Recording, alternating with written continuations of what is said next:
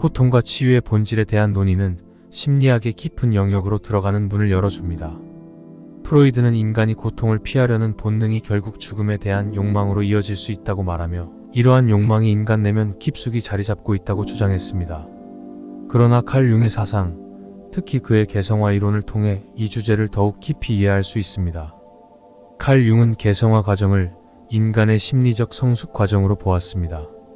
이 과정의 핵심은 에고인 자아가 진정한 자기로 나아가는 여정이며, 이를 위해 자신의 그림자를 맞닥뜨리는 것이 필요하다고 했습니다. 그림자는 우리의 의식이 받아들이기를 거부하는 모든 무의식적 측면을 의미합니다. 따라서 융의 이론에서 그림자를 맞닥뜨리는 것은 쉽지 않은 과정이며 많은 내면의 저항을 수반합니다. 프로이드의 이론에서 말하는 죽음에 대한 충동은 사실상 융의 개성화 과정의 시작점에서 나타나는 자신의 그림자의 발견과 연결될 수 있습니다. 죽음에 대한 충동은 단순히 생명에 대한 포기나 종말을 향한 본능적 욕구가 아니라 자기 자신의 그림자를 발견하려는 무의식적 충동일 수 있습니다. 이는 진정한 자아 셀프의 실현을 위한 깊은 내적 동기에서 비롯됩니다. 프로이드가 발견한 죽음 충동은 사실 그림자와의 만남을 통해 자기 자신을 완전히 이해하고자 하는 무의식적인 시도일 수 있습니다. 그림자를 극복하는 것은 그림자를 물리치는 것이 아닙니다. 오히려 그것을 수용하고 이해하는 과정입니다.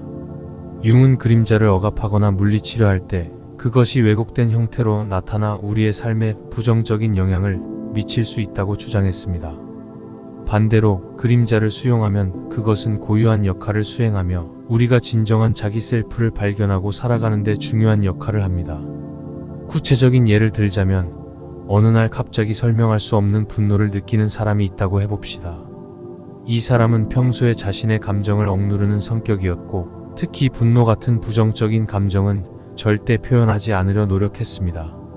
이런 감정은 그 사람의 그림자에 속하며 오랫동안 억압되어 무의식 속에 자리 잡고 있었습니다. 그러던 어느 날 이 분노가 폭발하여 뜻하지 않게 타인에게 상처를 주게 되었습니다. 이 사건을 통해 그 사람은 자신의 내면에 존재하는 억눌린 감정을 마주하게 됩니다.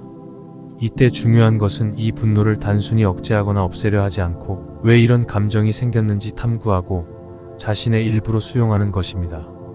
이 과정에서 분노가 잦아들기 시작하고 이를 통해 분노를 적절하게 표현할 수 있게 됩니다. 이것이 바로 자신의 그림자를 수용하는 과정입니다.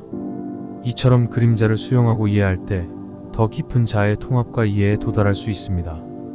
이처럼 칼 융의 자기 실현 셀프-1 러제이션이란 인간이 도덕적으로 완전하게 성숙되는 모습을 의미하는 것이 아니라 자기 발견과 수용, 그리고 이를 통해 더 깊은 자아와의 통합을 이야기합니다. 죽음에 대한 충동이 단순히 삶을 끝내고자 하는 것이 아니라 더 진정한 자기 발견과 실현을 위한 내적 갈망인 것처럼 그림자와의 만남도 우리가 더 깊은 자기 이해와 치유로 나아가는 중요한 과정임을 시사합니다. 따라서 융의 개성화 이론은 프로이드의 죽음, 충동 개념을 넘어 인간의 내면에서 일어나는 깊은 심리적 변형의 과정을 설명합니다. 이 과정은 단순한 본능적 충동을 넘어 자아를 초월하여 전체적이고 통합된 자기를 향해 나아가는 길입니다. 그림자를 수용하는 것은 곧 자신의 모든 측면을 통합하는 것이며, 이는 진정한 치유와 자기 실현의 열쇠가 됩니다.